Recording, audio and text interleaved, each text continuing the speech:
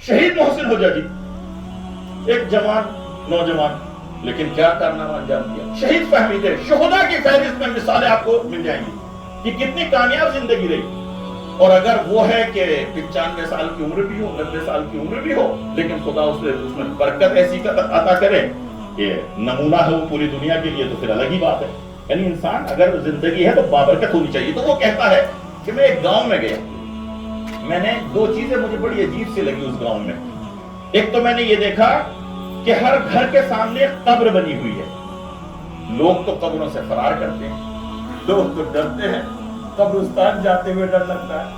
اور رات کی تاریکی میں اگر جانا پڑ جائے تو پھر تو کیا کہہ دے، وہ سخت ہے نا. لیکن وہاں ہر گھر کے سامنے قبر بنی ہوئی ہے، تو مجھے تعجب ہوا. دوسرے جب میں قبرستان میں پہنچا، جو مقبرہ ہے وہاں پہنچا، تو میں نے دیکھا کہ جو وہاں بورڈ لگے ہوئے ہیں، پتھر لگے ہوئے ہیں قبروں پر، اس پہ لکھا ہے، بڑی عمر کم لکھی ہے. کہیں لکھی ہے مثلاً 2 سال، کہیں 3 سال، کہیں 1 مہینہ، یعنی بڑی کم عمر لکھی ہے، زیادہ نہیں لکھی ہے. مجھے تعجب ہوا کہ کیا سب جو ہے وہ بچپن میں ہی مر گئے؟ کوئی بزرگ ہو کے نہیں مرا ان میں؟ کیا خدا نخواستہ کوئی بیماری، کوئی وبا اس طرح کی پھیلی تھی؟ تو اس نے سوال کیا وہاں ایک بزرگ سے کہ بھائی اس کا مقصد کیا ہے؟ تو وہ بزرگ یہ جواب دیتا ہے، یہ درس ہے ہمارے لیے.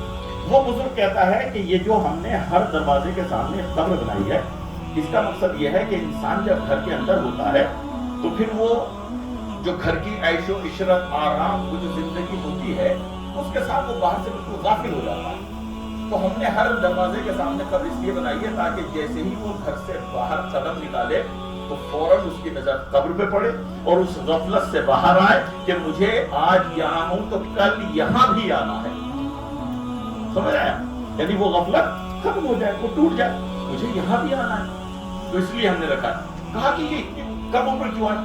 اس نے کہا دیکھیں کتنے بامعرفت افراد تھے. انہوں نے کہا ہمارے یہاں جو اس پتھر کے اوپر عمر لکھی جاتی ہے وہ نہیں لکھتے کہ جو گزار کے گئے ہیں، بلکہ وہ لکھتے ہیں جس میں وہ خدمت کر کے گئے، جتنا کام کیا ہے.